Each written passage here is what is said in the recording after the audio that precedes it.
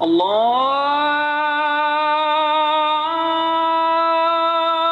أكبر الله أكبر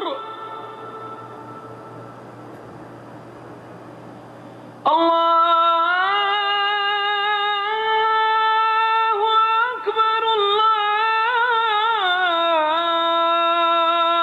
أكبر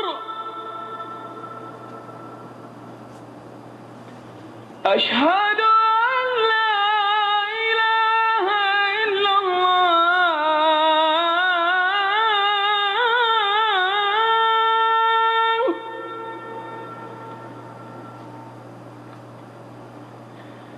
أشهد أن لا إله إلا الله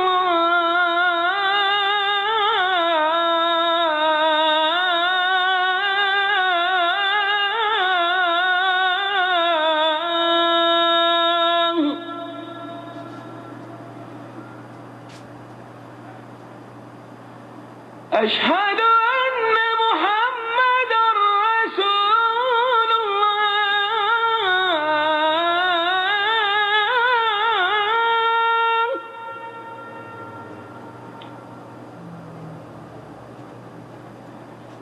أشهد أن محمدا رسول الله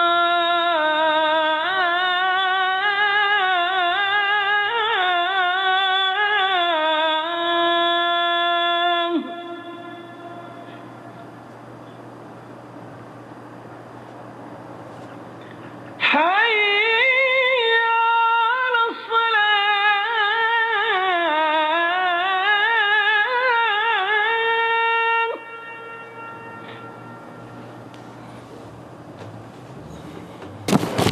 إن الحمد لله نحمده ونستعينه ونستغفره ونعوذ بالله من شرور أنفسنا ومن سيئات أعمالنا من يهده الله فلا مضل له ومن يضلل فلا هادي له وأشهد أن لا إله إلا الله وحده لا شريك له وأشهد أن محمدا عبده ورسوله أما بعد فإن خير الحديث كتاب الله وخير الهدي هدي محمد صلى الله عليه وسلم وشر الأمور محدثاتها وكل محدثة بدعة وكل بدعة ضلالة وكل ضلالة في النار رب اشرح لي صدري ويسر لي أمري واحلل عقدة من لساني يفقهوا قولي رب أعوذ بك من همزات الشياطين وأعوذ بك رب أن يحضرون اعوذ باللہ السمیع العلیم من الشیطان الرجیم ان ابراہیم کان امۃ قانتا للہ حنیفا ولم یک من المشرکین۔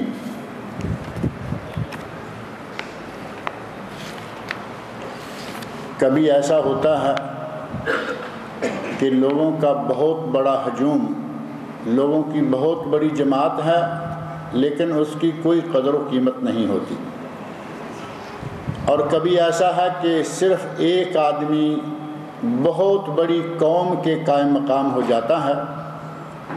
ایک آدمی میں اللہ رب العزت اتنے اوصاف پیدا فرما دیتا ہے، اس کی قدر و قیمت اتنی بڑھا دیتا ہے کہ وہ اکیلا آدمی ہی امت اور قوم بن جاتا ہے۔ قرآن کریم سورۃ النحل آیت 120 اللہ رب العزت نے حضرت ابراہیم علیہ السلام کو اکیلے شخص کو امت قرار دیا ہے۔ ان ابراہیم کان امۃ قانتا للہ حنیفا، ابراہیم علیہ السلام اکیلے ہی امت تھے۔ ایک آدمی کا امت ہونا، اس آدمی میں اللہ رب العزت نے کتنے اوصاف بھر دیے، اس آدمی میں اللہ رب العزت نے کیا کیا ڈال دیا کہ اکیلے آدمی کو کہا کہ وہ امت ہے، وہ امت تھے۔ اور یہی معاملہ آج بھی ہم اپنے روزمرہ کے معمول میں دیکھتے ہیں کہ اگر کوئی آدمی بڑا ادیب ہو، بڑا مصنف ہو، اس نے بہت ساری کتابیں لکھی ہوں، بہت سارا کام کیا ہو، تو آج کے دور میں کہتے ہیں کہ وہ آدمی اکیلا ہی اپنی ذات میں انجمن تھا۔ جب لوگ مرتے ہیں ادیب، شاعر، مصنفین، تو عموماً یہ کہا جاتا ہے کہ وہ اکیلا آدمی ہی اپنی ذات میں انجمن تھا. آدمی ایک تھا لیکن اس نے پوری انجمن کا، پوری قوم کا، ان کے مقابلے میں اکیلے آدمی نے اتنا کام کیا کہ پوری قوم بھی شاید اتنا کام نہ کر سکے. یہ ہوتے ہیں مردان میدان، یہ ہیں جواں مرد. اور کچھ لوگ نبی اکرم صلی اللہ علیہ وسلم کی مجلس میں آپ کی نگرانی میں تربیت پا گئے اور وہ ایسے مردان میدان بنے کہ ان کا مقابلہ ہی کوئی نہ کر سکتا تھا.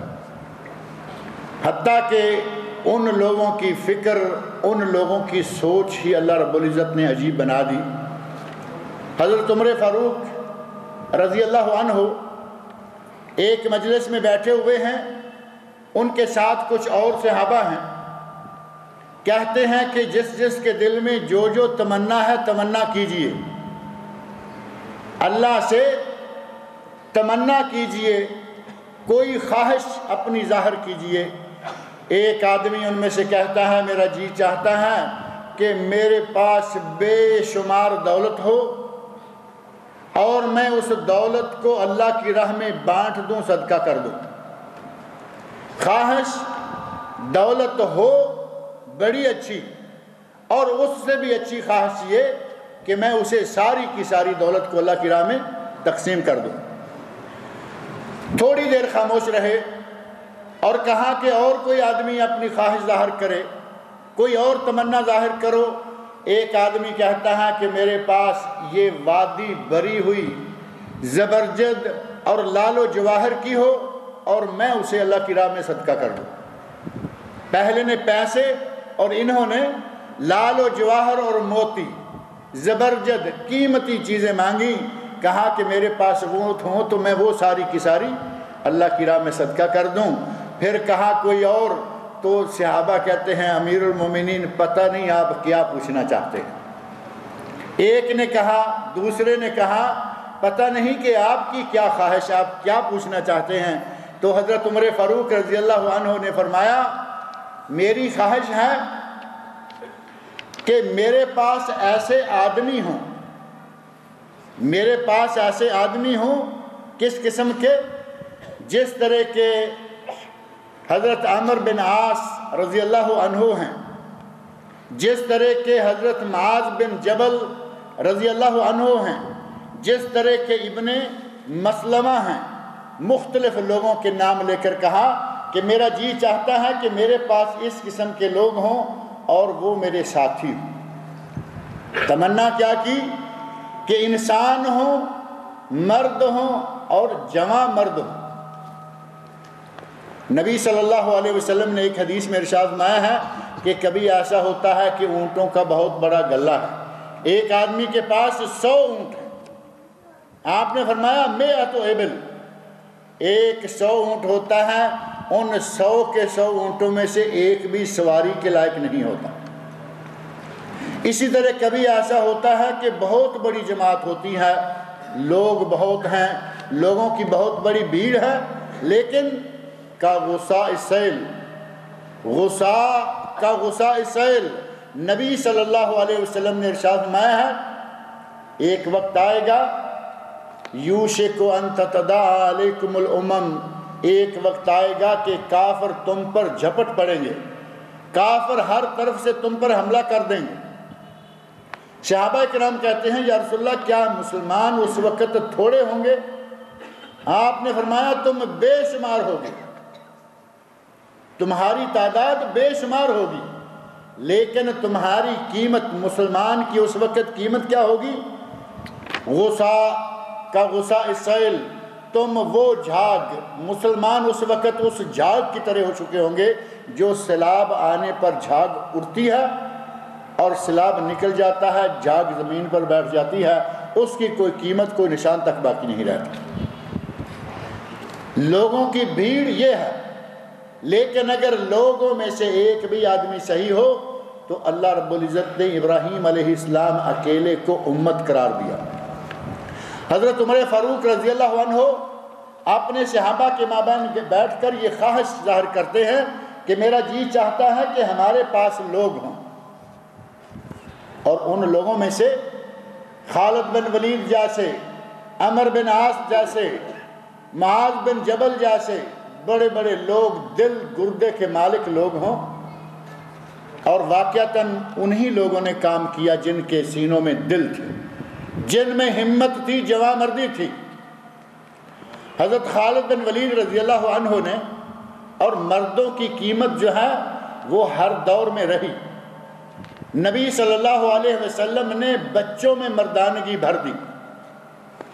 حضرت عمر فاروق رضی اللہ عنہ کہیں باہر نکلے، بچے کھیل رہے تھے، سارے بچے حضرت عمر فاروق رضی اللہ عنہ کو دیکھ کر بھاگ کھڑے ہوئے۔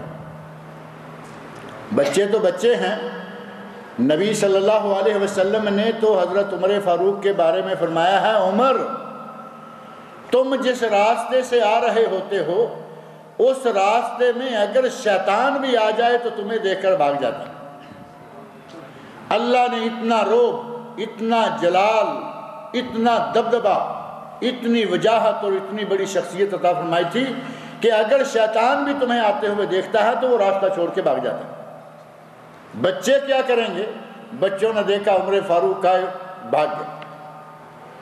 ایک بچہ اپنی جگہ پر بیٹھا ہوا، حضرت عمر فاروق رضی اللہ عنہ پہنچے تو فرمایا، بیٹا سارے بچے بھاگ گئے ہیں، تم کیوں نہیں بھاگے؟ حضرت عمر رضی اللہ عنہ کے دل میں ایسا کچھ نہیں کہ یہ گستاخ ہے، یہ اچھا نہیں ہے، وہ بھاگ گئے۔ اسے پوچھا کہ تم بھاگے کیوں نہیں؟ تو وہ بچہ کون ہے؟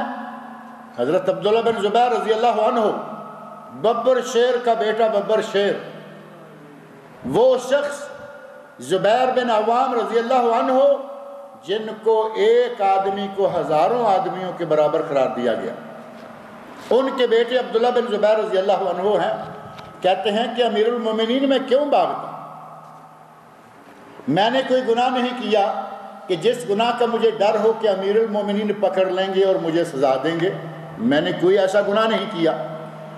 اور امیر المومنین یہ راستہ تنگ نہیں تھا کہ میں ہٹ جاتا کہ امیر المومنین گزر جائیں، راستہ کھلا ہے، آپ گزر جائیے۔ نبی اکرم صلی اللہ علیہ وسلم کی تربیت، نبی صلی اللہ علیہ وسلم کی پرورش، اور آپ کی مجلسوں میں بیٹھنے والوں کو اللہ رب العزت نے اس طرح کے دل گردے عطا کیے۔ خالد بن ولید رضی اللہ عنہ ہیرا پر انہوں نے حملہ کیا، ہیرا علاقے پر حملہ کیا، اور فوج کی کچھ کمی محسوس ہونے لگی۔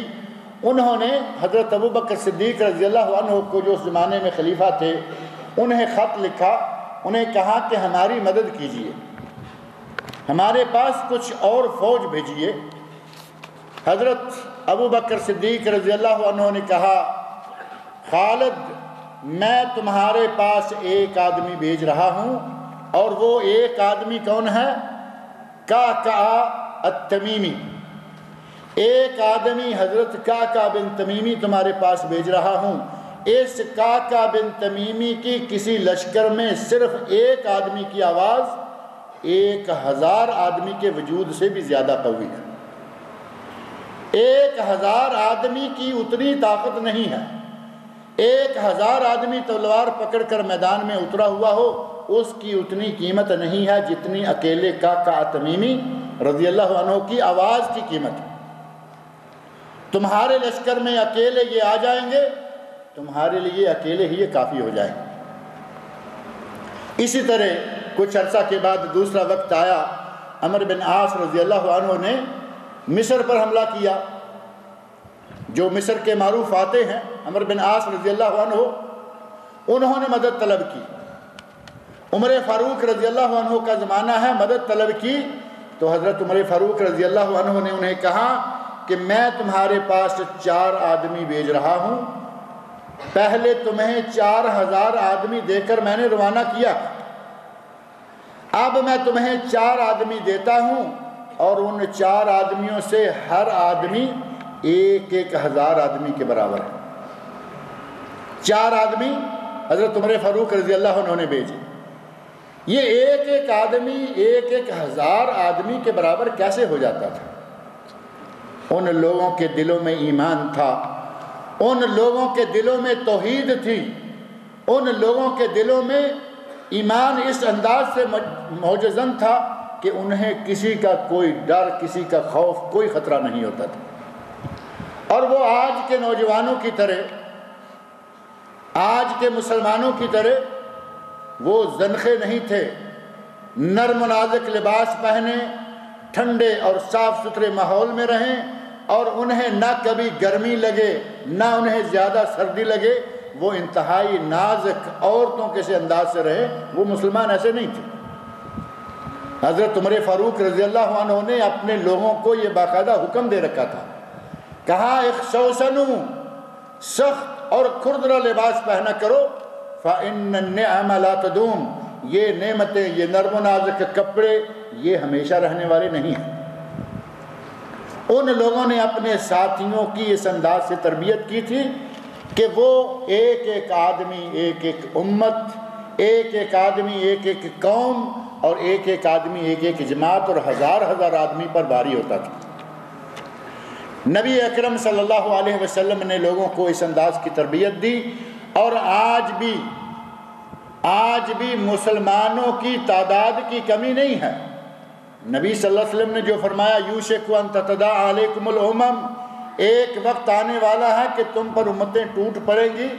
آج امتیں، قومیں ٹوٹی ہوئی ہیں یا نہیں مسلمانوں پر؟ ہر طرف سے مسلمانوں پر یلغار، ہر طرف سے مسلمانوں پر حملے۔ مسلمانوں کی تعداد کتنی ہے؟ تقریباً ہر جمعے بات آ جاتی ہے، مسلمانوں کی اس وقت تعداد 1.5 ارب کے قریب، کل مسلمان 6 ارب، کل لوگ، کل انسان پوری روئے زمین پر کل 6 ارب لوگ ہیں، ان میں سے 1.5 ارب، 1/4، 1/4 صرف مسلمان ہیں۔ باقی اب کافروں کو بانٹے، کچھ عیسائی ہیں، کچھ یہودی ہیں، کچھ بوذی ہیں، کچھ ہندو ہیں، کچھ سکھ ہیں، کچھ فلاں ہیں۔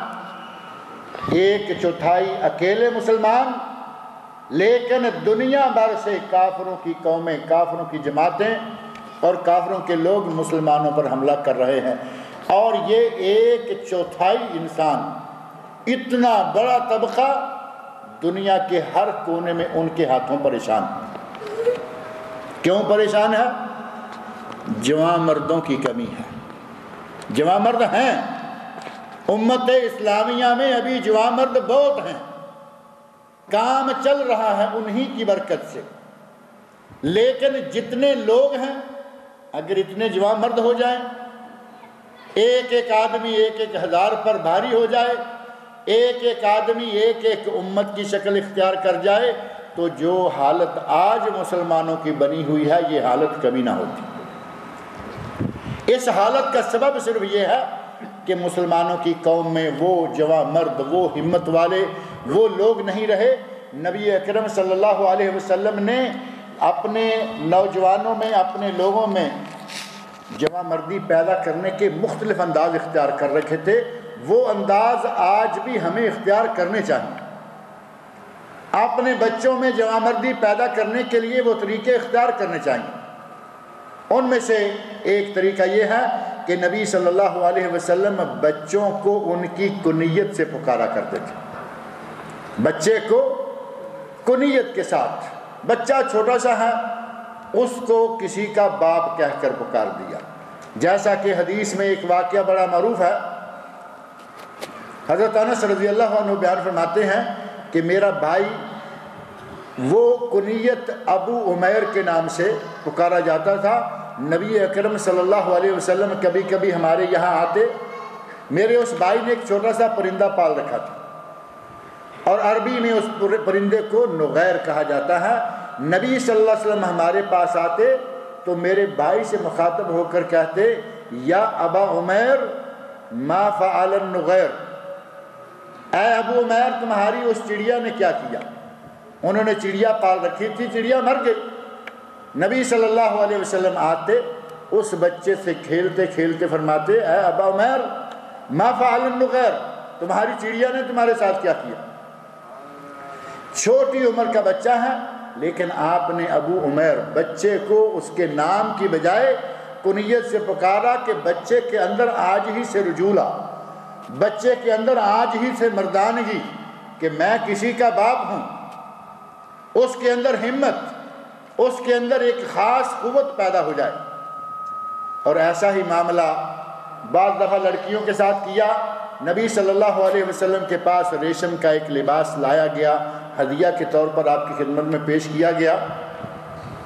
حضرت ام خالد اس واقعہ کی خود راوی ہیں، حضرت ام خالد حضرت ام حسن بنت خالد، وہ اس کی واقعہ کی راوی ہیں، کہتی ہیں کہ میں ابھی بہت چھوٹی سی تھی، مجھے اٹھا کر لایا گیا۔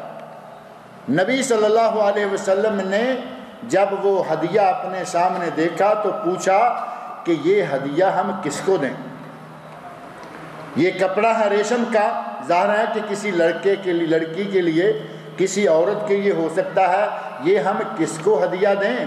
تو اس وقت آپ کے ذہن میں آیا، آپ نے پیغام بھیجا، کہا کہ ام خالد کو بلا کے لاؤ، ام خالد بنت خالد۔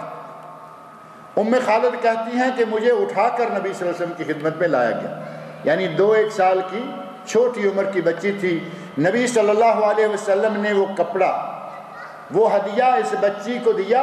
اس کے اوپر جیسے اٹھائے ہوئے، گود میں اٹھائے ہوئے بچے کے اوپر کپڑا رکھا جاتا ہے، اس کپڑے میں سبز رنگ کی یا پیلے رنگ کی ایک کوئی پٹی تھی۔ اس پٹی کی وجہ سے اس کپڑے میں اور حسن بڑھ گیا، جیسے کہ ایک کوئی ریشم کا کپڑا ہو، اس میں دھاریاں بھی کچھ ہوں، کپڑا خوبصورت ہو گیا۔ تو نبی صلی اللہ علیہ وسلم نے بچی کے اوپر کپڑا رکھا اور فرمایا ہاذا ثنا، ہاذا ثنا، یہ تو بہت، یہ حبشی زبان کا لفظ ہے، اور وہ حبشہ سے ہجرت کر کے واپس آنے والے لوگوں میں سے تھے۔ آپ نے وہی لفظ استعمال کرتے ہوئے فرمایا کہ یہ کتنا اچھا ہے، یہ کتنا اچھا ہے، یہ خوبصورت ہے۔ ثنا حبشی زبان میں خوبصورت کو کہتے ہیں۔ تو نبی صلی اللہ علیہ وسلم نے گود میں اٹھانے والی بچی کو ام خالد اور اپنی چڑیا کے ساتھ کھیلنے والے بچے کو ابو خالد کہا، تاکہ امت اسلامیہ کے افراد، مرد ہوں یا عورتیں، ان میں جواں مردی پیدا ہو جائے، ان میں ایک احساس بڑھے کہ ہم بڑے لوگ ہیں۔ اپنے بچوں کو بڑی مجلسوں میں، بڑے لوگوں کی مجلسوں میں یا بڑی مجلسوں میں لے جانا بھی اس سلسلہ میں مفید ہوتا ہے۔ مثال کے طور پر آپ مسجد میں آتے ہوئے اپنے بچے کو ساتھ نہ لائیں کہ نہیں یہ بچہ پتہ نہیں وہاں جا کے کیا کرے گا۔ پہلی بات یہ کہ اپنے بچے کو ادب سکھلائیں، بچہ با ادب ہو، اسے یہ معلوم ہو کہ یہ میرا باپ ہے، یہ میری باپ کی عمر کا ہے، مجھے اس کا بھی ادب کرنا ہے، اس کا بھی احترام کرنا ہے۔ مسجد میں آئے تو لوگوں کے ساتھ شرارتیں نہ کرتا پھرے۔ بچے کو گھر میں یہ چیز سکھلائیں اور بچے کو مسجد میں لے کے آئیں، بچے کو مرکز دعویٰ والارشاد، مرکز توعیت الجالیات میں لے کے جائیں، بچے کو بڑوں کی مجلسوں میں لے کے جائیں تاکہ اسے احساس پیدا ہو۔ بڑوں کے درمیان بیٹھ کر وہ ادب و احترام سیکھے گا، اس کے اندر ایک احساس پیدا ہوگا کہ مجھے بھی بڑے ہو کر اسی طرح کے کام کرنے ہیں، باتیں کرنے ہیں۔ ایسے واقعات نبی صلی اللہ علیہ وسلم کے صحابہ میں ملتے ہیں کہ نبی صلی اللہ علیہ وسلم کی مجلس، بڑوں کی مجلس میں لے جانے سے ہچکچانے والی کوئی بات نہیں۔ دنیا میں کیا کوئی نبی صلی اللہ علیہ وسلم سے بڑا ہوگا؟ نبی صلی اللہ علیہ وسلم سے بڑا کوئی نہیں، لیکن اس کے باوجود آپ کی مجلس میں بچے لائے جاتے، بچہ آتا اپنے باپ کے ساتھ ہوتا، باپ کے طرف پیچھے سے ہو کے، عموماً بچوں کی عادت آج بھی ایسی ہے اور حدیث میں وہی الفاظ ملتے ہیں۔ نبی صلی اللہ علیہ وسلم کی مجلس ہوتی، بچہ پیچھے سے چلتا ہوا باپ کی کمر کے ساتھ آ کے ٹیک لگا کے کھڑا ہو جاتا۔ اور آج بھی آپ دیکھیں گے کہ کہیں بیٹھے ہوئے ہوں تو بچہ سامنے سے بہت کم آئے گا، بچہ پیچھے سے ہو کے باپ کی پشت پہ ہی آ کے لگے گا اور کندھے پہ ہاتھ رکھ دے گا، پشت کے ساتھ جڑ جائے گا۔ اس بچے کو اپنے باپ کے ساتھ جو انس ہے وہ اسی انداز سے ہوتا ہے۔ اس وقت بھی بچہ، حدیث میں الفاظ موجود ہیں کہ بچہ پیچھے سے آتا اور باپ اس کو پکڑ کر اپنے سامنے بٹھا لیتا۔ بچہ مجلس میں آ گیا، اس کو یہ نہ کہیں کہ نکل جاؤ، بھاگ جاؤ یہاں سے، یہاں بڑے لوگ بیٹھے ہوئے ہیں، بچے کو پکڑیں اور اسے اپنی گود میں یا ذرا بڑا ہے تو اپنے سامنے بٹھا لیں، اور آپ نے اگر اسے ادب سکھلا رکھا ہے، آداب مجلس کیا ہیں، بڑوں کے آداب کیا ہیں، بڑوں کے ساتھ کس طرح پیش آنا ہے، اس کے مجلس میں ہونے میں کوئی بری بات نہیں، اور آداب سکھلائے ہوئے ہوں، بچے سمجھدار ہوں، مجلس میں آنے میں کوئی حرج نہیں ہے۔ ایک واقعہ نبی صلی اللہ علیہ وسلم کی سیرت میں ملتا ہے کہ نبی صلی اللہ علیہ وسلم، حضرت انس رضی اللہ عنہ ہی راوی ہیں، کہتے ہیں کہ نبی صلی اللہ علیہ وسلم بہت ہی بڑے اخلاق کے مالک تھے۔ قرآن کریم نے کہا ہے اِنَّكَ لَعَلَىٰ خُلُقٍ عَظِيمٍ، اے میرے نبی آپ تو بہت بڑے اخلاق کے مالک ہیں۔ جس کے اخلاق کی گواہی اللہ دے، اب اس میں اخلاق کی کیا کمی ہوگی؟ حضرت انس فرماتے ہیں کہ نبی صلی اللہ علیہ وسلم بہت ہی بڑے اخلاق والے تھے۔ نبی اکرم صلی اللہ علیہ وسلم کی مجلس میں بڑے بھی بیٹھے ہوئے ہیں، بچہ بھی ایک بیٹھا ہوا ہے، لیکن اتفاق ایسا کہ بچہ دائیں طرف بیٹھا ہوا ہے اور بڑے بائیں طرف بیٹھے ہوئے ہیں۔ 5-4 لوگ ہیں، وہ یہ بیٹھے ہوئے ہیں اور بچہ دائیں طرف بیٹھا ہوا ہے۔ باہر سے دودھ کا پیالہ آ گیا، نبی اکرم صلی اللہ علیہ وسلم نے دودھ کا پیالہ پیا، پکڑا پیالہ پینا، اس میں سے دودھ پینا شروع کیا۔ دودھ پی کر فارغ ہوئے تو پیالے کو بڑوں کو دینے کی بجائے جو سنت طریقہ ہے، اور سنت طریقہ کیا ہے؟ دائیں طرف سے شروع کرو، دائیں طرف بڑا ہے، چھوٹا ہے، کالا ہے، گورا ہے، افسر ہے یا کوئی چھوٹے طبقے کا، جو بھی ہے دائیں طرف سے شروع کرو۔ نبی اکرم صلی اللہ علیہ وسلم نے انتہائی بلند اخلاقی کا مظاہرہ کرتے ہوئے اس بچے کی طرف پیالہ کرتے ہوئے پوچھا، بیٹا کیا تم اجازت دیتے ہو کہ میں دودھ کا پیالہ تیرے بڑوں کو دے دوں؟ اجازت مانگی، اب چاہتے تو سیدھا بڑے کے پاس دے دیتے، لیکن ایسا نہیں کیا، بلکہ بچے کے اندر جو احساس ہے اس کو بیدار کرنے کے لیے کہ تمہیں معلوم ہے کہ اب اس دودھ کی کیا حیثیت ہو گئی ہے۔ پہلے یہ صرف پیالہ تھا، اب یہ محمد الرسول اللہ صلی اللہ علیہ وسلم کے دہنے مبارک کو لگ کر ایک خاص مقام حاصل کر چکا ہے۔ کہا کہ اجازت دیتے ہو کہ میں یہ دودھ کا پیالہ بڑوں کو دے دوں؟ تو بچہ کیا کہتا ہے؟ یا رسول اللہ آپ کے جوٹھے کو میں پیوں، میں کسی دوسرے کو اس پر ترجیح نہیں دوں گا، میرا جی چاہتا ہے کہ آپ کے جوٹھے کو سب سے پہلے میں پیوں، اور پھر اب مجھے معلوم ہے کہ آپ نے کس جگہ منہ رکھ کر دودھ پیا ہے۔ 2-4-6 پی لیں گے، مجھے کیا معلوم آپ نے کہاں منہ رکھا ہے، میرا جی چاہتا ہے کہ جہاں منہ رکھ کر آپ نے پیا ہے میں اسی مقام سے دودھ پیوں، یا رسول اللہ پیالہ مجھے دیجیے۔ احساس پیدا ہوا نا، مردانگی کا احساس پیدا ہو گیا کہ نبی صلی اللہ علیہ وسلم نے جس پیالے سے دودھ پیا ہے اسی پیالے سے میں بھی دودھ پیوں، اور جہاں منہ رکھ کر پیا ہے۔ نبی صلی اللہ علیہ وسلم اپنے گھر میں یہ کام کیا کرتے تھے۔ نبی صلی اللہ علیہ وسلم اپنی بیوی کے ساتھ بیٹھ کے کھانا کھاتے اور پانی پیتے، اور جس جگہ سے آپ کی بیوی نے منہ رکھ کر پانی پیا ہوتا اسی جگہ پیالے کی اسی جگہ منہ رکھ کر نبی صلی اللہ علیہ وسلم خود پانی پیتے۔ گوشت کھا رہے ہوتے، کبھی کبھی اللہ گوشت بھی دیتا ہے، نبی صلی اللہ علیہ وسلم کے گھر کا اگر تھوڑا سا جائزہ لے تو پتہ چلتا ہے کہ مہینوں کوئی چیز پکتی نہیں تھی، لیکن کبھی کبھی گوشت بھی پکتا تھا۔ حضرت عائشہ رضی اللہ عنہ فرماتی ہیں کہ چاند چڑھتا ڈوب جاتا، پھر چڑھتا ڈوب جاتا۔ یہ چاند ہر روز چڑھنے والا نہیں، ہلال، ایک ہلال چڑھتا ڈوب جاتا یعنی مہینہ ختم ہو جاتا، دوسرا ہلال شروع ہوتا مہینہ ختم ہو جاتا، 2-2 3-3 مہینے گزر جاتے، محمد رسول اللہ صلی اللہ علیہ وسلم کے گھر میں کھانا نہیں پکتا تھا۔ گزارا کس چیز پر تھا؟ اسودین، 2 کالی چیزیں، کھجوریں ہوتی تھی، پانی ہوتا تھا، کھجوریں کھاتے، پانی پیتے، اللہ کا شکر ادا کرتے، لیکن کبھی کبھی گوشت بھی آتا تھا۔ نبی صلی اللہ علیہ وسلم کی ازواج مطہرات آپ کے ساتھ بیٹھ کر کھانا کھاتی، گوشت کا ٹکڑا بوٹی اٹھائی، اس کو دانت کے ساتھ نوچ کر نیچے رکھا، نبی صلی اللہ علیہ وسلم وہی بوٹی اٹھا لیتے اور اسی جگہ سے کاٹ کر آپ بھی کھاتے جہاں سے کاٹ کر اپنی بیوی کھا رہا ہوتا، تاکہ بیوی کے دل میں محبت پیدا ہو۔ نبی صلی اللہ علیہ وسلم کی سنت یہ، اور ہمارا آج کا مسلمان کیا کہتا ہے؟ اگر کوئی اپنی بیوی کے ساتھ ایک پلیٹ میں کھانا شروع کر دے تو کہیں گے بس یہ گیا کام سے، اس نے اب بیوی کا جھوٹا میٹھا کھانا شروع کر دیا، یہ گیا کام سے، اور کہیں گے یہ رن مرید ہو گیا۔ نبی صلی اللہ علیہ وسلم جو عمل مبارک خود مثال بنا کر پیش کریں، آج کا جاہل کہہ رہا ہے کہ وہ کام کیا تو رن مرید ہو گیا۔ نبی اکرم صلی اللہ علیہ وسلم کا جھوٹا انتہائی باعث برکت۔ بچے نے کہا یا رسول اللہ آپ کے جھوٹے پر میں کسی دوسرے کو ترجیح نہیں دوں گا، بچوں کو بڑوں کی مجلس میں لے جانا اور ان کو بڑوں کے آداب، مجلس کے آداب سکھلانا یہ ضروری ہے۔ اور ایک واقعہ نہیں، بہت سارے ایسے واقعات ملتے ہیں کہ نبی صلی اللہ علیہ وسلم کی مجلس میں بڑے موجود ہوتے، اور کبھی کبھی کوئی سوال جواب ہوتا، بچے سوال جواب میں شرکت بھی کیا کرتے تھے۔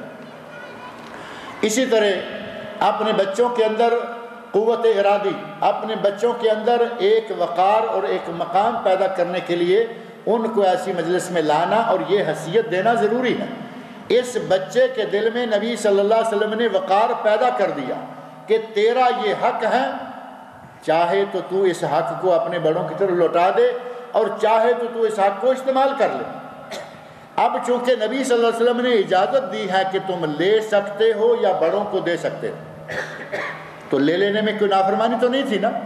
برکت کہاں، کس برکت کا میں مستحق ہوں، لے لیا۔ جیسا کہ حضرت بریرہ رضی اللہ عنہ کا واقعہ بھی موجود ہے۔ حضرت بریرہ رضی اللہ عنہ آزاد ہوئیں، کنیز تھی، آزاد ہوئیں، شوہر جو ہیں وہ بھی آزاد ہوئے۔ اب معاملہ آ گیا نکاح کا۔ نبی صلی اللہ علیہ وسلم نے فرمایا کہ تمہارے شوہر بڑے پریشان پھر رہے ہیں۔ فرمایا یا رسول اللہ حکم ہے یا مشورہ؟ تو فرمایا مشورہ ہے۔ فرمایا میری مرضی، میں مانوں یا نہ مانوں، مشورہ ہے تو میری مرضی۔ اس طرح کے کئی ایک واقعات آتے ہیں۔ صحابہ کرام نافرمانی نہیں کرتے تھے، لیکن جب بات آتی مشورے کی یا حکم کی، مشورے کی باری آتی تو کہتے ہیں کہ ہماری مرضی۔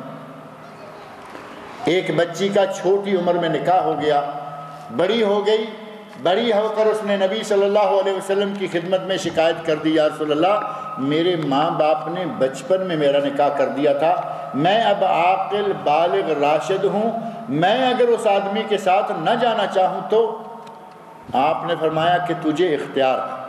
خیار البلوغ کا مسئلہ فقہ کی کتابوں میں، حدیث کی کتابوں میں موجود ہے۔ تمہیں اختیار ہے، چاہو تو اس شوہر کے پاس جاؤ، چاہو تو اپنا نکاح ابھی سے فسخ کروا لو، کیونکہ بچپن میں جب تمہارا نکاح ہوا تھا تمہیں اس وقت پتہ نہیں تھا کہ تمہارا شوہر کون ہے، کیسا ہے۔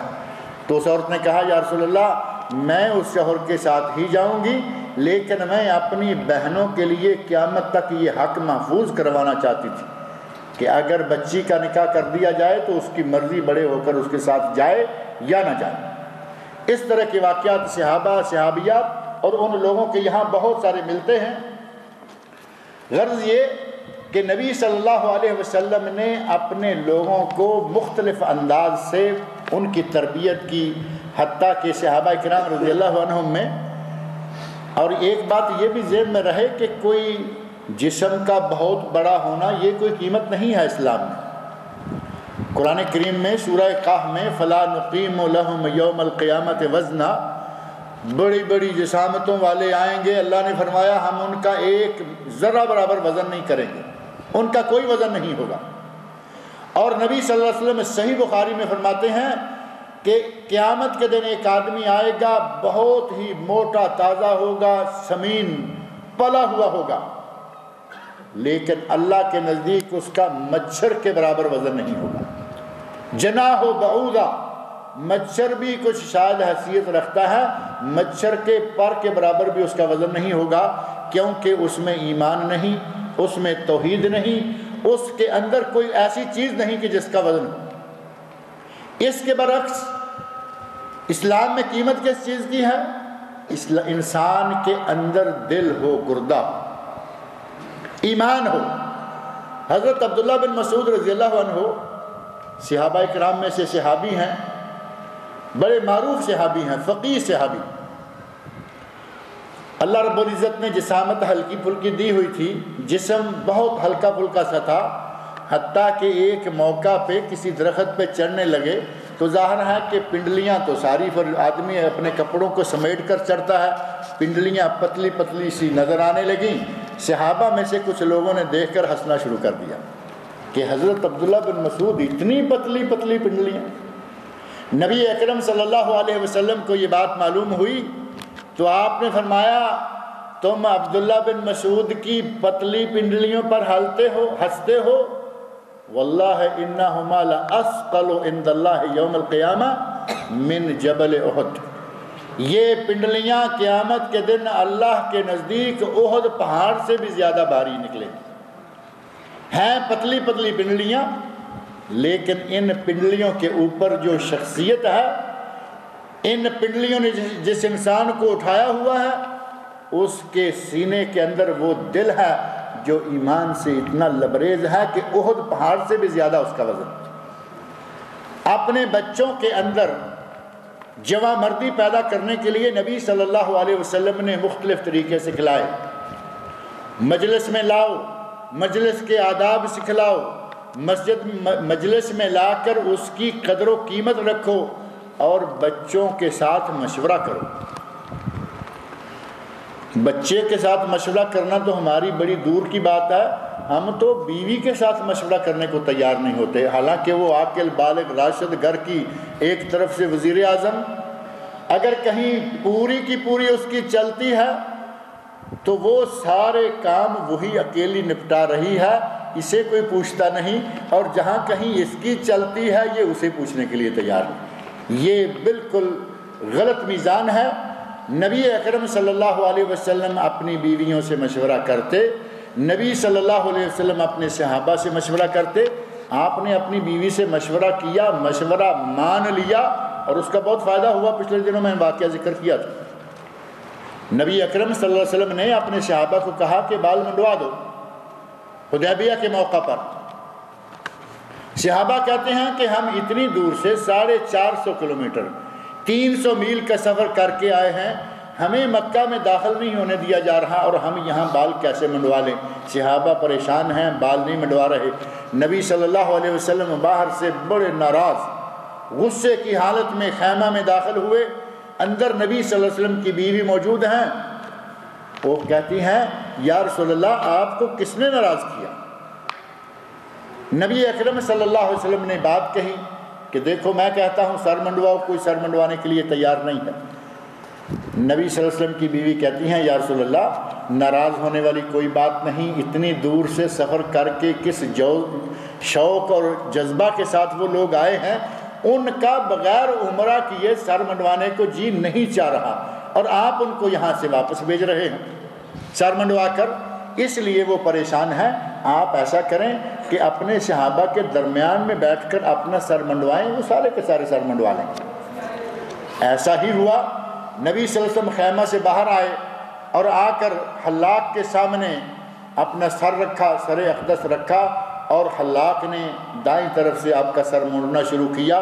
دیکھتے دیکھتے سارے چاروں طرف سر منڈوانے کے لیے لوگ لگے ہوئے۔ نبی صلی اللہ علیہ وسلم نے بیوی کے مشورے پر عمل کیا، ایک بہت بڑا مسئلہ حل ہو گیا۔ ہمارے آج کہیں گے کہ نہیں، عورت کی نہیں مانو، بچوں سے مشورہ کرنا تو دور کی بات ہے، بیوی سے مشورہ کرنے کو تیار نہیں، بلکہ کئی ایسی باتیں عورتوں کے بارے میں معروف کر رکھی ہیں جو کہ مناسب نہیں ہے۔ بہرحال بچوں سے مشورہ کرنا چاہیے، بچوں کو رازدان، بعض امور میں رازدان بنانا چاہیے۔ حضرت عبداللہ بن عباس رضی اللہ عنہما ابھی چھوٹی عمر کے بچے ہیں، نبی صلی اللہ علیہ وسلم کو دیکھا کہ آپ آ رہے ہیں، آپ نے سمجھ لیا کہ آپ میری طرف آ رہے ہیں، تھوڑی سی توجہ دی اور جان بوجھ کر تھوڑا، جیسے آدمی چھپتا ہے نا، کہتے ہیں کہ میں تھوڑا سا چھپ گیا کہ آپ تو میری ہی طرف آ رہے ہیں اور آپ مجھے تلاش کر لیں گے۔ میں چھپا تو میں نے محسوس کیا کہ میری گردن پر ایک ہاتھ آ گیا ہے اور میری پشت پر تھپ تھپانے کے لیے تھوڑا سا نبی صلی اللہ علیہ وسلم نے ایسے ایک ہلکی سی چپت لگائی۔ اب تھپڑ میں اور چپت میں فرق تو ہے نا.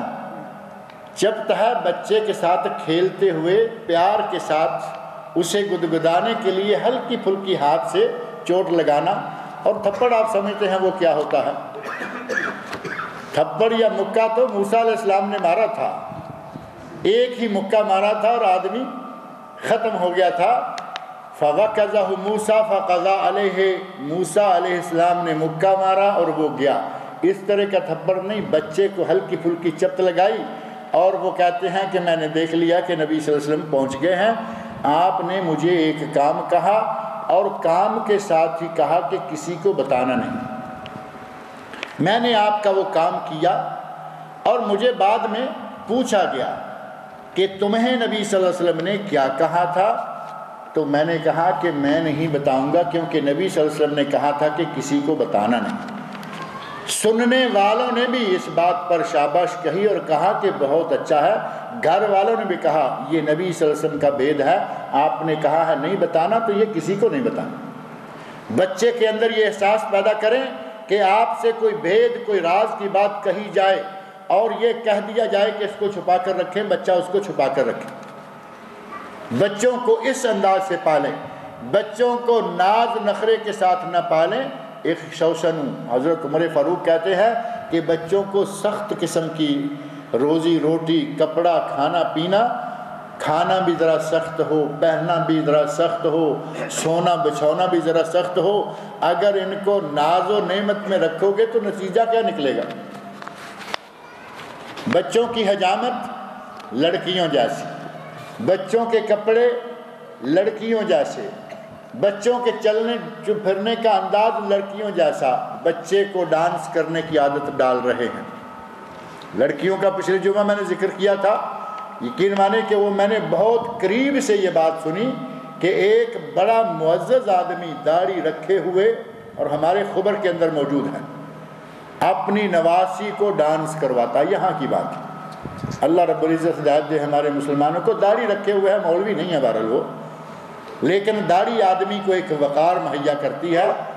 اب کسی نے اپنے لڑکے کو ڈانس پہ لگا دیا, یا یوں سمجھیں کہ کبھی کبھی ایسا ہے کہ ٹیلی ویژن دیکھ رہے ہیں, خبریں لگی ہوئی ہیں, اشتہار آ گیا, گانا لگ گیا, گانے کے ساتھ بچے نے اس کے ڈانس شروع کر دیا اور باپ بڑا خوش ہو رہا ہے, ماں بھی کھل کھلا کے ہنس رہی ہے کہ ہمارا بیٹا کتنا اچھا ڈانس کرتا ہے. اس بچے کو آپ کس طرف لے جا رہے ہیں؟ یہ بچہ بڑا ہو کر کیا بنے گا؟ ناز و نرم و نازک لباس پہن کر, ناز و نعم میں پل کر, ڈانس کر کر کے یہ ہجڑا بنے گا, یہ زنخہ بنے گا. یہ میدان جنگ میں کیا لڑے گا؟ حضرت عمر فاروق رضی اللہ عنہ فرماتے ہیں ایک شوشنو, سخت قسم کا کھردرا قسم کا لباس بھی استعمال کرو. فَإِنَّ النِّعَمَ لَا تَدُومُ, یہ نعمتیں ہمیشہ رہنے والی نہیں, آج آئیں کل گئیں. آج گھر میں ہو کل میدان جہاد میں ہو. آج تمہیں بستر نصیب ہے کل تمہیں چٹان پر سونا پڑے گا. اگر بستر سے کبھی نیچے سونے کی عادت ڈالو گے تو چٹان پہ بھی سو لو گے. آج تمہارے پاس جرابیں ہیں, بوٹ ہیں, بہترین جوتے ہیں, کل کو کبھی ننگے پاؤں بھی چلنا پڑا تو اس کی بھی عادت ڈالو. اور ہماری تو عادتیں آہستہ آہستہ اتنی بگڑی ہوئی ہیں. آج کافر کیوں ہم پہ حملہ آور ہوتے ہیں؟ کیوں دور پار سے, ہزارہا میلوں دور سے آ کے. اب اندازہ کریں کہ اس وقت جو کافر پاکستان پر, عراق پر, ایران پر, جو مختلف مسلمانوں کے ملکوں پر قبضہ کیے ہوئے ہیں یا حملہ کیے ہوئے ہیں, کیا یہ لوکل کافر ہیں؟ لوکل کافر نہیں, یہ تو 7 سمندروں سے پار سے آ کر مسلمانوں پر قبضہ کیے ہوئے ہیں, کیونکہ ان کو پتا ہے کہ مسلمان تو آج کل اے سی میں بیٹھنے کے عادی ہو چکے ہیں. مسلمان نرم و نازک پہننے اور اچھا اور میٹھا کھانے کے عادی ہو چکے ہیں. یہ کہاں اس وقت ہمارا مقابلہ کریں گے؟ اور ایسا ہی ہو بھی رہا. بچوں کے اندر, اپنے بچوں کے اندر یہ چیزیں پیدا کریں تاکہ ہم ان لوگوں کو واپس نہ دھکیلیں. کہ بات ذہن میں رکھیں کہ امریکہ سے چل کر، برطانیہ سے چل کر جو ہمارے ملکوں میں آئے ہوئے ہیں، ان کا علاج انشاءاللہ یہیں دفن کرنا ہے، ان کو واپس نہیں بھیجنا۔ لیکن ہم نہیں تو ہمارے بچے ان کو یہاں قابو کریں گے، اپنے بچوں کی تربیت کریں، ان کا صحیح معنوں میں ان کو بہترین فوجی بنائیں۔ ایک وقت آئے کہ بچے کو میدان میں نکلنا پڑے نکل جائے، زمین پہ سونا پڑے سو جائے، ننگے پاؤں چلنا پڑے چل لے، دھوپ کے اندر ٹھہرنا پڑے ٹھہر جائے۔ لیکن ناز و نعمت سے پالیں گے تو کیا ہوگا؟ نبی صلی اللہ علیہ وسلم بچوں کے اندر اعتماد پیدا کرنے، بچوں کے اندر مردانگی پیدا کرنے کے لیے مختلف جو انداز اختیار فرمایا کرتے تھے، ان میں سے ایک یہ بھی ہوتا تھا کہ آپ بچوں کو پہلے سلام کیا کرتے تھے۔ اخلاق میں سے بھی ہے، آداب میں سے، اسلامی آداب میں سے بھی ہے کہ بچے کو سلام آپ پہلے خود کریں، بڑا سلام کریں۔ حالانکہ ادب یہ ہے کہ چھوٹا بڑے کو، تھوڑے زیادہ کو، چلنے والا بیٹھے کو سلام کرے، لیکن نبی صلی اللہ علیہ وسلم بچوں کے اندر ایک مردانگی رجولیہ پیدا کرنے کے لیے بچوں کو پہلے خود سلام کیا کرتے تھے۔ نبی اکرم صلی اللہ علیہ وسلم آ رہے ہیں، صحابہ کرام رضی اللہ عنہ کی روایات موجود ہیں کہ جب بچوں کے پاس سے گزرنے لگتے تو نبی صلی اللہ علیہ وسلم پہلے بچوں کو سلام کرتے، تاکہ بچوں کے اندر یہ احساس پیدا ہو کہ ہم کیا ہیں، نبی صلی اللہ علیہ وسلم نے ہمیں سلام کہا۔ بڑا آدمی چھوٹے کو سلام کہے اور ساتھ ہی شفقت کے ساتھ اس کے سر پہ ہاتھ پھیرے، بچے کا سینہ پھول کر جوان ہو جاتا۔ نبی اکرم صلی اللہ علیہ وسلم نے بچوں کے اندر جوان مردی، انسان یا مرد بے شمار ہے، مرد کے نام سے انسان بے شمار ہیں، لیکن جوان مرد ہونے چاہیے۔ جیسے نبی صلی اللہ علیہ وسلم نے فرمایا کہ سینکڑوں اونٹوں کا غلہ ہے، سواری کے لیے ان میں ایک بھی جانور نہیں ہوتا، ہزاروں لاکھوں ملینوں، بلکہ اب ہمارے مسلمان ارب سے 1.5 ارب کے قریب مسلمان ہیں، لیکن جان جو ہے وہ نہیں ہے۔ اللہ رب العزت سے دعا ہے کہ وہ ہمیں مسلمانوں کو نبی اکرم صلی اللہ علیہ وسلم کا مطلوبہ جوان مرد بنائے، تاکہ امت اسلامیہ لوگوں سے، کافروں سے جو اس وقت دبی ہوئی ہے، اس وقت کافروں سے گھبرائی پھر رہی ہے، ان لوگوں سے اللہ رب العزت امت اسلامیہ کی جان چھڑائے، اور بچوں کو نہ صرف یہ آداب بلکہ جہاں جہاں موقع ملے، جیسی جیسی صورتحال ہو، بچوں کو فنون حرب، تیر اندازی، گھوڑ سواری اور تیراکی وغیرہ سکھلانی چاہیے۔ حضرت عمر فاروق رضی اللہ عنہ فرمایا کرتے تھے، علموا غلمانکم العوم، اپنے بچوں کو تیراکی سکھلاؤ۔ تیراکی یعنی سوئمنگ نہیں کہ چھوٹے سے سوئمنگ پول میں بچوں کو ننگے اتار دیا، کچھ عورتیں بھی اتری ہوئی ہوتی ہیں، وہ تیراکی یا وہ سوئمنگ پول میں سوئمنگ کرنا نہیں۔ بچوں کو تیراکی سکھلائیں کہ کل کو اگر ان کو دشمن کے مقابلے کے دوران کہیں سمندر دریا پار کرنا پڑے، یہ تیرتے ہوئے پار ہو جائیں۔ اسی طرح کے بہت سارے معاملات ایسے ہیں جو فنون حرب میں آتے ہیں۔ گھوڑ سواری سکھلائیں، ریس کورس کا گھوڑا نہ ہو، ریس لگانے کے لیے، شرطیں لگانے کے لیے، جوا کھیلنے کے لیے گھوڑا نہ ہو، بلکہ کل کو جنگ میں کام آ سکے اس قسم کی بچوں کو گھوڑ سواری سکھلائیں، تیر اندازی سکھلائیں۔ نبی اکرم صلی اللہ علیہ وسلم سے بھی بعض روایات ملتی ہیں، اگرچہ ان کی اسناد پر کلام کیا گیا ہے، علموا اولادکم الرمی فإن اباکم کان رامیہ۔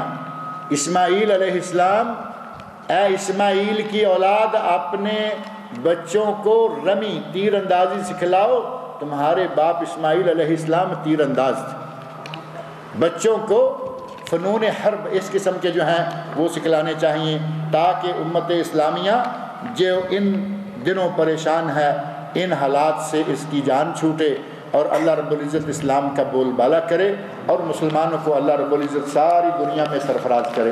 اللہ رب العزت سے دعا ہے کہ وہ مجھے اور آپ سب لوگوں کو نیک عمل کی توفیق عطا فرمائے۔ کچھ سوالات پچھلے ہفتے رہ گئے تھے، مثلا لکھا ہے کہ کتنے ماہ کے حمل کے بعد مردہ بچہ پیدا ہو اور اس کا جنازہ پڑھنا چاہیے اور اس کو قبرستان میں دفن کرنا چاہیے۔ اگر 4 مہینے کے بعد جب بچے میں جان ڈال دی جاتی ہے روح ڈال دی جاتی ہے، روح پھونک دی جاتی ہے، اس کے بعد بچہ پیدا ہو تو ظاہر ہے کہ وہ ایک مرتبہ جاندار ہو کر، زندہ ہو کر وہ دنیا میں آتا ہے، اور اس کے بعد اگر اس سے پہلے 4 مہینے سے پہلے مسکیرج ہو جائے، بچہ جو ہے وہ پیدا ہو جائے، تو اس کا جنازہ پڑھنا، اس کو مسلمانوں کے قبرستان میں ہی ضرور دفن کرنا ضروری نہیں ہے، اس کو کہیں بھی دفن کر دیں، جنازہ پڑھے نہ پڑھے، لیکن جب بچے میں جان آ جائے 4 مہینے کے بعد تو اس کا جنازہ پڑھنا بھی ضروری ہے، اور اس کو مسلمانوں کے قبرستان میں دفن کرنا چاہیے۔ کہتے ہیں کہ میرا ایک دوست ہے، اس کی منگنی ہو گئی ہے اور 6 مہینے کے بعد شادی ہے۔ اب وہ اس سے روزانہ 10 ریال 15 ریال فون پر بات کرتا ہے، یہ میرا خیال ہے اس کے اپنی منگیتر کے ساتھ بات کرتا ہوگا، روزانہ 10-15 ریال کی بات کرتا ہے۔ میں نے اس سے کہا کہ نکاح سے پہلے بات کرنا جائز نہیں، لیکن وہ کہتا ہے کہ میں اس سے نکاح کروں گا، اس کے بارے میں آپ کیا مشورہ دیتے ہیں؟ یہ مشورے کی بات نہیں، یہ شریعت کا مسئلہ ہے۔ اپنی منگیتر کو ایک نظر دیکھ لینا جائز ہے، اور محرم کی موجودگی میں دیکھنا اور محرم کی موجودگی میں بات بھی کر لینا کوئی حرج نہیں ہے۔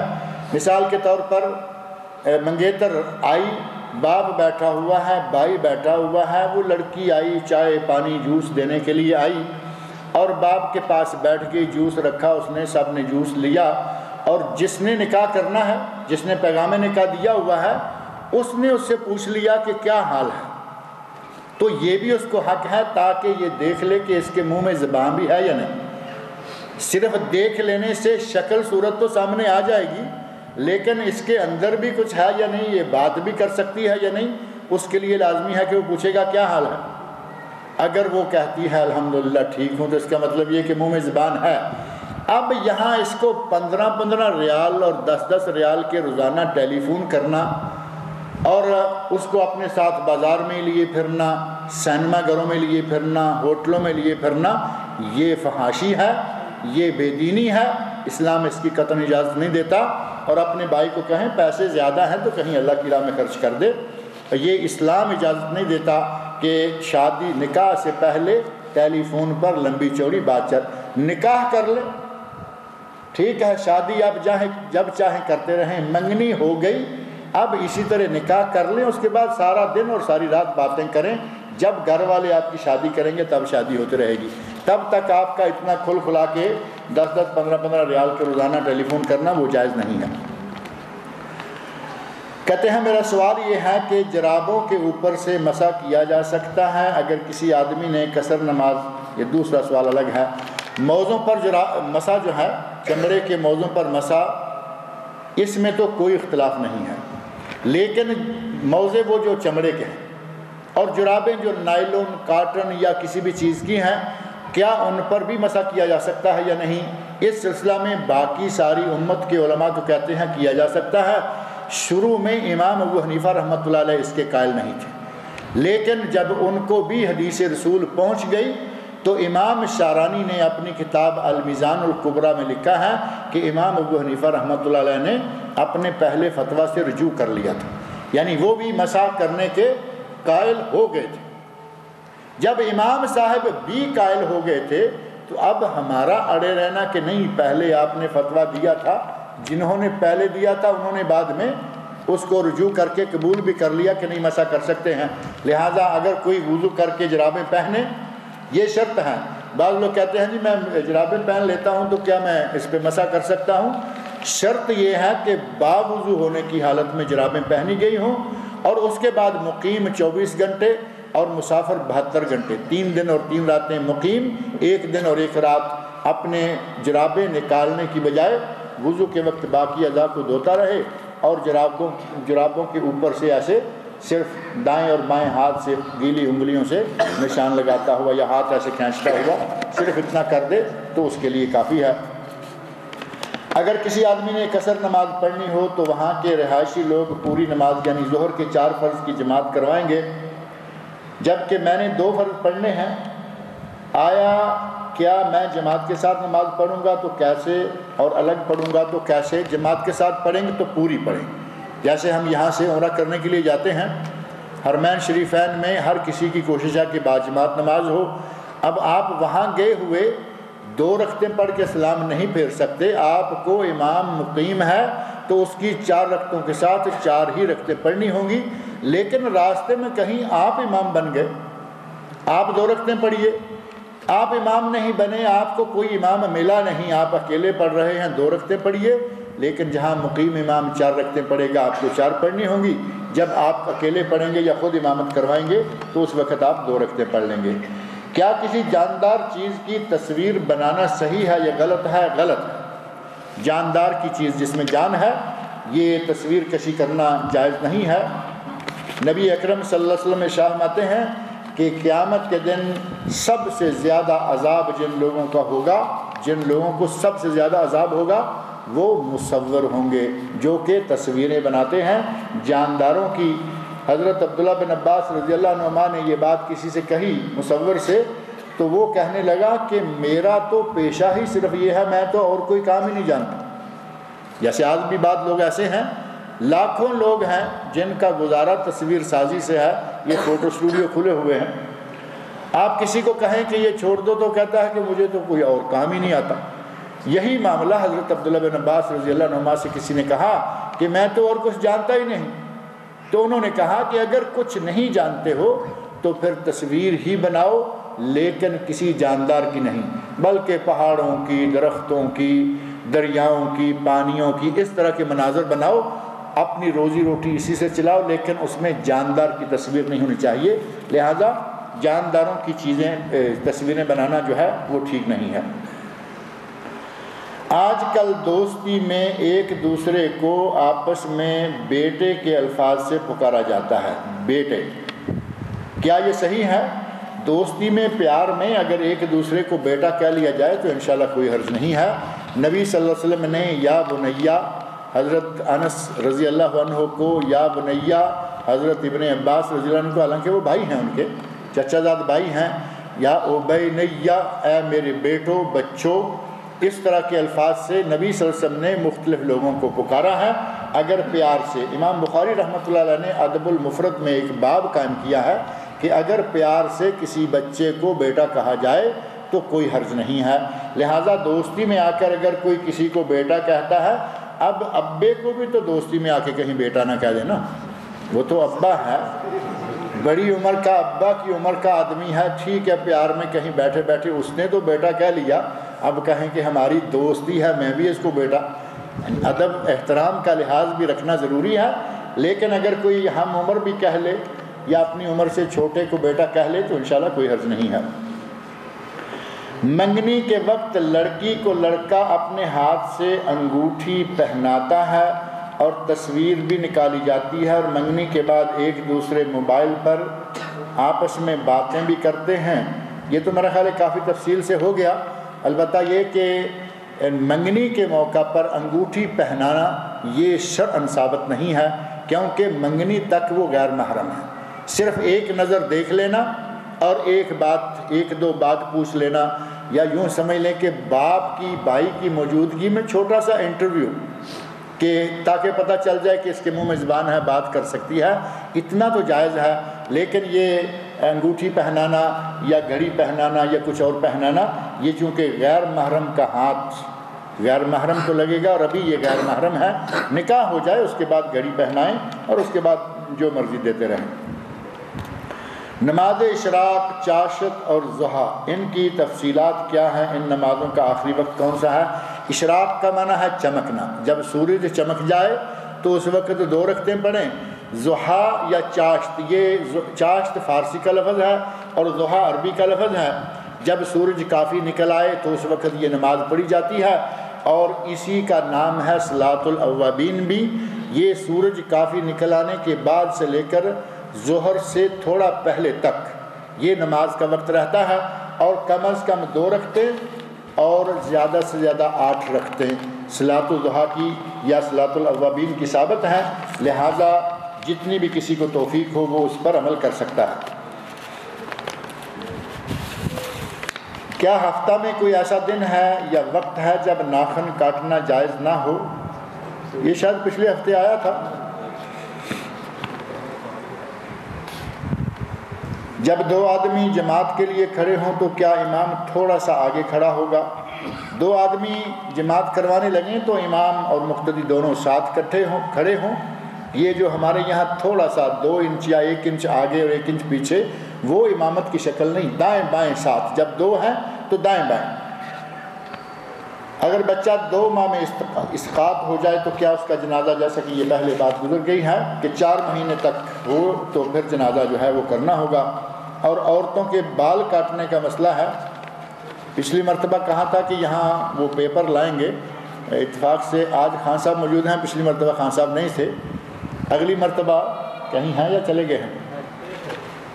اگر ہو سکے تو آئندہ اگلے جمعے خان صاحب یہ لے کے آ جائیں پیپر، عورتوں میں بالوں کے تراش خراش کا فیشن، اس موضوع کا ایک لکھا ہوا آرٹیکل ہے، وہ انشاءاللہ آپ سب لوگوں میں تقسیم کر دیا جائے گا۔ اس میں دلائل بھی ہیں، جو کہتے ہیں کاٹنے جائز ہیں ان کے دلائل ہیں، جو کہتے ہیں کاٹنے نہیں چاہیے ان کے دلائل ہیں، اور سب کے بعد آخر میں جو تجزیہ ہے وہ یہ ہے کہ عورتوں کو بال نہیں کاٹنے چاہیے۔ اگر بال کاٹنے جائز ہوتے تو حج کے موقع پر، عمرہ کے موقع پر مردوں کو کہا گیا ہے کہ تم گنجا کرواؤ، عورتوں کو کہا جاتا کہ تم چھوٹے کروا لو، ایسا کچھ نہیں، 1 پورے کے برابر صرف اجازت دی گئی۔ بہرحال وہ موضوع انشاءاللہ آپ کے سامنے آ جائے گا۔ کیا یہ صحیح ہے کہ جس گھر میں فجر نماز نہ پڑھی ہو اس کے گھر جانا اور کھانا پینا غلط ہے؟ ایسی کوئی بات نہیں ہے۔ اگر کسی کے گھر میں فجر کی نماز نہیں پڑھی گئی تو آپ کو کیا معلوم ہے کہ پڑھی گئی یا نہیں پڑھی گئی؟ آپ گھر میں جا کے پہلے پوچھیں گے کہ بھائی میں تو چائے پینے آیا ہوں لیکن بتائیے کہ تم نے فجر پڑھی ہے یا نہیں؟ جوتا اٹھائیں گے اور کہیں گے تم نکلو، مہمان بن کے آئے ہو یا ہمارا امتحان لینے آئے ہو؟ آپ جائیے، مسلمان کا گھر ہے، حتیٰ کہ چائے وائے یہ وہ تو غیر مسلم کے گھر میں بھی پی سکتے ہیں، اگر پتہ ہو کہ یہ شراب نہیں پیتے ان کے برتن پاک ہوں گے، اگر پتہ ہو کہ یہ خنزیر نہیں کھاتے ان کے برتن پاک ہوں گے۔ اگر ایسی شکل ہے تو غیر مسلم کا پکایا ہوا کھانا کھایا جا سکتا ہے، اور ایک مسلمان اگر کسی وجہ سے نماز نہیں بھی پڑھ سکا تو آپ جا کے پہلے پوچھیں گے کہ بھائی نماز پڑھی یا نہیں، میں نے آپ کے یہاں چائے پینی ہے۔ یہ انداز ٹھیک نہیں ہے، آپ مسلمانوں کے گھروں میں کھا پی سکتے ہیں۔ کہتے ہیں کہ ہمارے دادا پردادا نے جنہوں نے شرک کیا تھا، کیا ہم ان کے لیے مغفرت کی دعا کر سکتے ہیں یا نہیں؟ اگر مسلمان تھے اور ان سے شرکیہ کاموں کا ارتکاب ہوا، ان کے لیے مغفرت کی دعا کریں کہ یا اللہ وہ جاہل رہے، یا اللہ انہیں توحید کا صحیح علم نہیں ہو سکا، ان سے مشرکانہ کاموں کا ارتکاب ہوتا رہا، یا اللہ ان کے شرک کو معاف کرنا، یا اللہ ان کو جنت دینا، یہ دعا جائز ہے۔ لیکن اگر کسی کا دادا پردادا مسلمان ہی نہیں ہوا تو اس کے لیے مغفرت کی دعا مانگنا جائز نہیں ہے۔ نبی صلی اللہ علیہ وسلم کو اللہ رب العزت نے منع فرما دیا اور فرمایا کہ اگر مشرک کے لیے 70 مرتبہ، جو مسلمان نہیں ہوا، اگر اس کے لیے 70 مرتبہ بھی مغفرت مانگو گے تو میں نہیں بخشوں گا۔ لہٰذا اگر کوئی اسلام لے آیا، مسلمان ہو گیا، اور کوتاہی کے تحت اس سے کبھی شرک، کبھی بدعت، کبھی کوئی اور گناہ ہوتا رہا تو اس کے لیے مغفرت کی دعا کی جا سکتی ہے۔ ہنڈی کے بارے میں پوچھا گیا ہے کہ ہنڈی کے ذریعے پیسہ روانہ کر سکتے ہیں یا نہیں۔ ہنڈی کا معنی کیا ہے وہ تو آپ کو معلوم ہی ہے، یہاں سے ریال دیں وہاں سے پیسے مل جائیں۔ اس کا جو پراپر چینل ہے سرکاری اور غیر مشکوک وہ ہے بینک، اور بینک سودی کاروبار کرتے ہیں۔ جن لوگوں نے سود کے خلاف کتابیں لکھی ہیں انہوں نے بھی باقاعدہ اس کی اجازت دی ہے کہ صرف ایک ملک سے دوسرے ملک پیسہ بھیجنا ہو تو بینکوں سے کام لیا جا سکتا ہے۔ یہ ان کی محض ایک سروس ہے، ایک خدمت ہے۔ آپ ان کے پاس پیسہ جمع نہ کروائیں، نہ سود لیں نہ سود دیں، لیکن جو ان کی صرف یہ سروسز ہیں، ان سروسز سے آپ فائدہ اٹھا سکتے ہیں۔ اپنے پیسے بھیجیں، وہ آپ سے 20 ریال 25,000 ریال جو ہے وہ کرایہ لے لیں گے، ان کو کرایہ دیں، وہ پیسے آپ کے پہنچا دیں گے۔ رہا معاملہ ہنڈی کا، تو ایک ملک سے دوسرے ملک ہنڈی کرنے کے لیے کم از کم آپ کو 2 ملکوں کے قانون کی خلاف ورزی کرنی پڑے گی، کیونکہ ہنڈی کسی ملک میں جائز نہیں ہے قانوناً۔ اب یہاں سے بھیجتے ہیں تو سعودی عرب نے ہنڈی کو غیر قانونی قرار دیا، اور سعودی عرب اسلامی ملک ہے، سعودی عرب اسلامی ملک ہے، ہنڈی کو ناجائز کرتا ہے، ہنڈی کو منع کرتا ہے تو رکنا چاہیے۔ ہنڈی آپ نے انڈیا بھیجی، انڈیا تو غیر مسلم ملک ہے، مان لیا کہ وہ سیکولر ہے، حاکم جو ہیں وہ کافر ہیں، ہندو ہیں، لیکن سعودی عرب تو مسلمان ہے۔ اس شکل میں سعودی عرب کے قانون کی خلاف ورزی، اور پاکستان بھیجتے ہیں تو پاکستان بھی تو تھوڑا بہت اسلامی ملک ہے، کم از کم نام تو ہے نا اسلامی جمہوریہ پاکستان۔ تو دو ملکوں کے قانون کی خلاف ورزی، اپنے آپ کو ان خلاف ورزیوں سے بچائیں، اس کام کو جو کہ مشکوک ہے اس سے بچنے کی کوشش کریں۔ آگے دو سوال اور بھی ہنڈی ہی کے بارے میں ہیں کہ ایک آدمی ہنڈی کا کاروبار کرتا ہے، وہ زیادہ مہلت دیتا ہے، یعنی 1 مہینہ سے اوپر پیسے لیتا ہے، ان کا عمل کیسا ہے؟ اب یہ پتہ نہیں 1 مہینہ سے اوپر پیسے پہنچانے کی مہلت ہے یا کیا ہے۔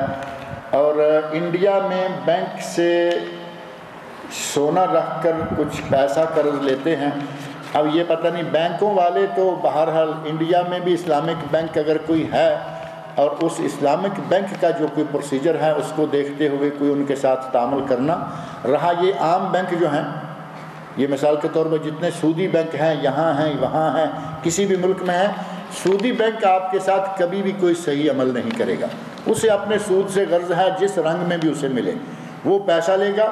لہٰذا سودی بینکوں کے ساتھ لین دین کرنا، ان سے قرض لینا، ان کے پاس پیسے رکھنا یہ جائز نہیں ہے، لہٰذا اس بینک کاری کے معاملے میں بہت احتیاط کی ضرورت ہے۔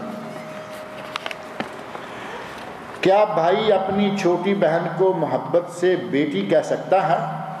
کوئی حرج نہیں ہے، بھائی اپنی بہن کو بیٹی کہہ سکتا ہے، جیسے بھائی اپنے بھائی کو بیٹا کہہ سکتا ہے، کسی کے بیٹے کو بیٹا کہا جا سکتا ہے، تو اپنی چھوٹی بہن یا اپنے چھوٹے بھائی کو، اس میں انشاءاللہ کوئی حرج نہیں ہے۔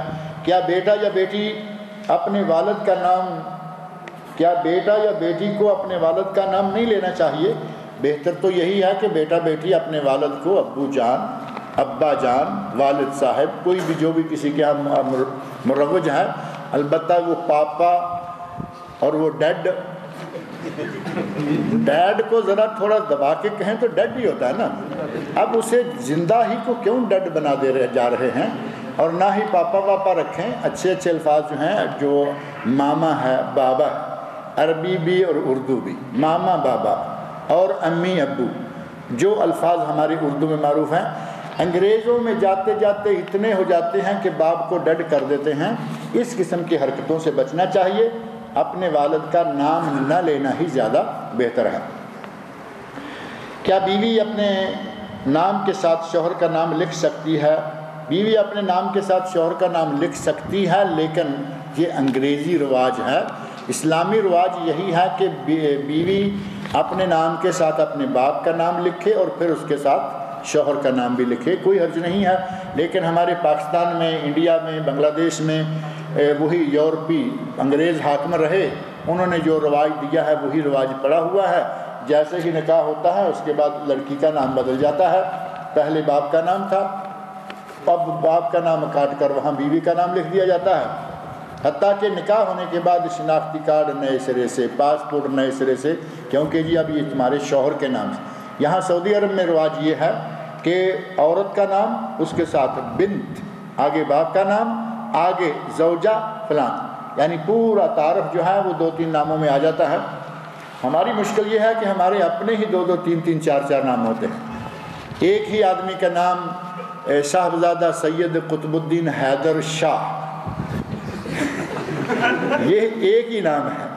اب اگر اس طرح کے نام کو مختصر بھی کریں گے تو کیا کریں گے؟ ہمارے ناموں میں ہی کو بڑا کچھ ہوتا ہے۔ مغربی ممالک کی طرف لوگ سفر کرتے ہیں، کوئی کاروبار کے لیے، کوئی پڑھائی کے لیے، کوئی گھومنے کے لیے، اس بارے میں وضاحت فرمائیے۔ سعودی عرب کے علماء نے اس سلسلہ میں بہت لکھا ہے، اور چونکہ مالدار ملک ہے، یہاں کے لوگ سیر کرنے کے لیے بہت جاتے ہیں، پڑھائی کے لیے جانے میں کوئی حرج نہیں۔ بہتر یہ ہے کہ جو کورس اپنے اسلامی ملک میں ملتا ہے اس کے لیے غیر اسلامی ملک میں نہ جایا جائے، جو علاج اسلامی ملک میں ملتا ہے اس کے لیے غیر اسلامی ملک میں نہ جایا جائے۔ لیکن اگر کوئی علاج کی غرض سے، تعلیم کی غرض سے، بزنس کی غرض سے جاتا ہے تو اس کی گنجائش ہے۔ سیر کرنے کے لیے غیر مسلم ممالک میں نہیں جانا چاہیے۔ آپ کو یہ معلوم ہے کہ غیر مسلم ممالک کی آج کل صورتحال کیا بنی ہوئی ہے؟ عریانی، فحاشی، بدماشی کھلے عام اور گلی کوچوں میں چلتے ہوئے بوس و کنار، حتیٰ کہ زنا تک کے واقعات سننے میں آتا ہے کہ چلتے پھرتے گلیوں میں، پارکوں میں ہو رہے ہیں۔ ان علاقوں میں آپ اپنے ساتھ اپنی بیوی کو لے جاتے ہیں، اپنے ساتھ آپ کے بچے ہوتے ہیں، تو کیا دکھانے کے لیے لے جا رہے ہیں؟ سعودی عرب کے علماء نے بڑے مضامین، بڑے رسالے لکھے کہ ہمیں چاہیے کہ ہم غیر مسلم ممالک میں سفر نہ کریں۔ اگر ضروری مجبوری ہے، علاج یہاں نہیں ہے، تعلیم یہاں نہیں ہے، کورس کرنا وہاں جانا ضروری ہے، تو وہ ایک الگ بات ہے، لیکن یہ شوقیہ سفر جو ہے وہ نہیں کرنے چاہیے۔ اللہ رب العزت سے دعا ہے کہ وہ مجھے اور آپ سب لوگوں کو نیک عمل کی توفیق عطا فرمائے۔ ایک اعلان یہ ہے کہ یہ سیڈیز ہیں جو تفسیر کے دروس ہیں ہمارے یہاں اسلامک سینٹر کے، اور ان سیڈیز کی کاپیاں شاید ہمارے عابد بھائی باہر موجود ہیں، ان کے پاس ہیں۔ مجھے اب یہ معلوم نہیں، نہ انہوں نے اس مرتبہ لکھ کر دیا ہے کہ اس کی قیمت کتنی ہے۔ یہ باہر ہیں، سستی ہیں، ایک CD 1 ریال یا 1.25 ریال کی پڑتی ہے، جس کو چاہیے وہ جاتے ہوئے لیتے جائیں۔